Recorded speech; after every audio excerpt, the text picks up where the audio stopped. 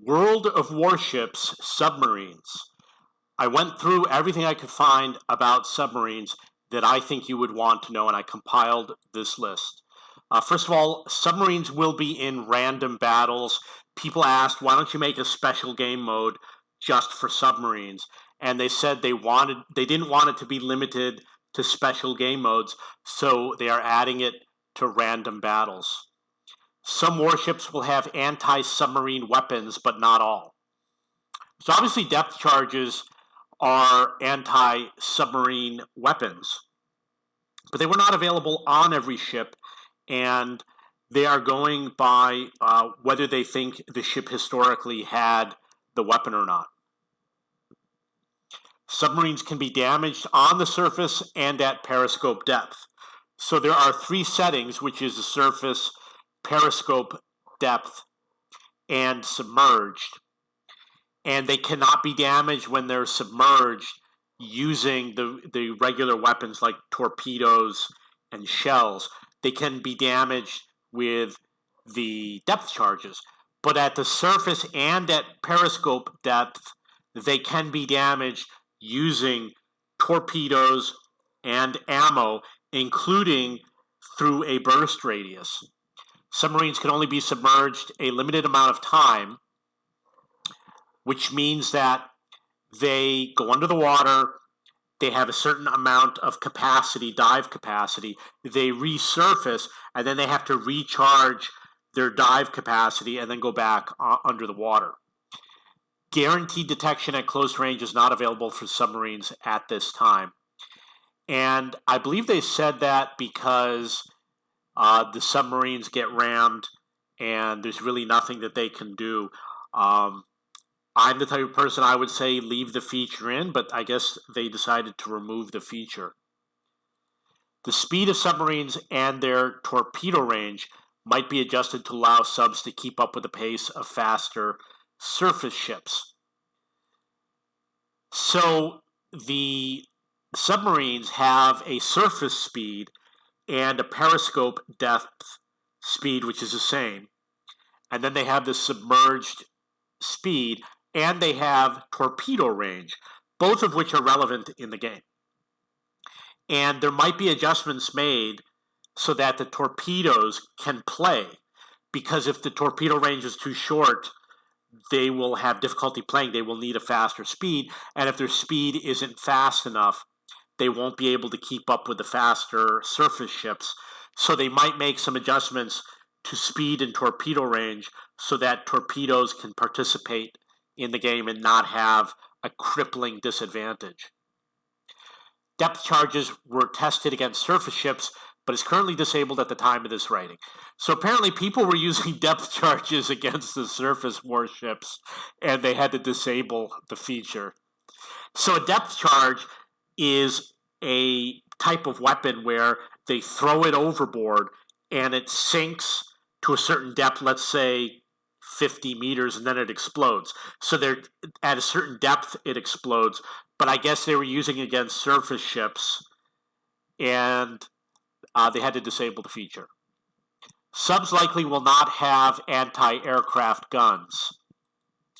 This is another thing where I'm like, just put it in. They gave a bunch of reasons why, and I'm like, none of these are good reasons. They say that the reason why is, well, because subs can disappear and come back, and well, they can also sit there and fire their anti-aircraft guns. They're taking away one of the capabilities and reducing the number of strategies and tactics you can have. They should re-add that feature. I would totally go out and sit next to an aircraft carrier and shoot all of his planes down. Subs have a dive capacity and recharge rate, which determines how long it can remain underwater. I already mentioned that. Some subs may have 6, 8, or 10 torpedo tubes or other amounts. I saw 4. The highest I saw was 10. Just saying this to give you an idea of how many tubes they have. Torpedo tubes might be mounted on any side, including the bow, the stern, the port, etc. I only saw the bow, the stern, and port mentioned. Submarines have player-controlled main battery. They said all submarines do. Submarines move at full speed at periscope depth. I don't understand why they did that. It doesn't make sense. Radio location shows the direction of a sub, but does not pinpoint it. So if you have radio location, it will give you an idea of the direction that the sub is in, but it might not show up on the minimap. Submarines must be on the surface to capture an area. That means they cannot be at periscope depth. Subsurface automatically when they run out of dive capacity. So when your dive capacity counts down to 0, which I'm guessing is a maximum of around 3 to 4 minutes, it automatically surfaces. I don't know if it does, you know how subsurface and they just jump out of the water. I don't know if they did it so that they jump out of the water or if they just peacefully surface. You have to use a sonar ping against an enemy surface target before firing acoustic torpedoes. I don't know how they really work, but I'm guessing that the sonar ping is necessary because how do they communicate with the torpedo once they launch the torpedo? So that's probably why you have to do the sonar ping right at the point where you fire. And the way they made the game is that it only listens to your last sonar ping, and if another player does a sonar ping, your torpedoes do not follow the sonar ping from another player, only from you, which makes sense because it's a game. Your location will be highlighted if you initiate a sonar ping, which means that the enemy has a chance to defend itself. They can launch an airstrike against you. Acoustic torpedoes do less damage than traditional torpedoes. So the acoustic torpedoes, they do less damage. They might be slower and might have a lower range than traditional torpedoes. Some ships, such as battleships, can launch an airstrike against a submerged sub. So you have a feature where a submarine pings you, and then on the map, it gave up its location because you have, let's say, acoustic detection.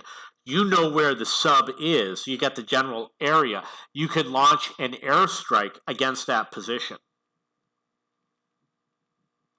In the real world, you usually miss when you do anti-submarine warfare. It's no different than shooting flak up in the sky. You know, they say that if you shoot at an airplane, you got to shoot thousands of bullets just to get one hit. And with flak, it was the same thing. Like they might have fired 100 times just to hit a plane once, or maybe even more than that. So the same is true with the depth charges and anti-submarine warfare. They got to dump a lot of ammunitions in order to get rid of that sub. Carriers have automated anti-sub defenses. I just saw it real quick. I believe what happens is there are aircraft that will go and seek out the submarines and drop depth charges, and it will happen automatically. But I really didn't pay attention to it. Damaged subs can be found if they leak fuel. Some shells can do splash damage to a sub, because obviously if a sub is damaged, the fuel will leak to the surface, and they showed fuel on the surface. I don't know how the detection works, if you have to see it yourself or not. Some shells can do splash damage to a sub. They just said shells can do splash damage to a sub. They didn't say anything about any particular type of shell. Some subs might have extra batteries, better transmissions, or other nation-specific features. They said that Germans would have extra batteries and the Americans would have a faster transmission for switching gears. I guess I should have said better gearbox. American and German subs might come first. They have released images of subs from other nations like Russia. Submarines can detect underwater terrain. Submarines can report enemy positions to allies even when submerged. It's not really fair. Submarines can detect underwater terrain. That is with a feature, I don't remember what they call it, but it detects the surface ships and the underwater terrain. Submarines can report enemy positions to allies even when submerged. As far as I know, your radio equipment doesn't work underwater. So in theory, they should be at periscope depth. I don't know how long the antennas are, but that's what it said. And there's something called a submersible and a submarine, and they're not the same. Submersibles are not designed to go deep underwater. They didn't mention submersibles being in the game, but I think people would be a lot happier if they introduced submersibles first. I don't know.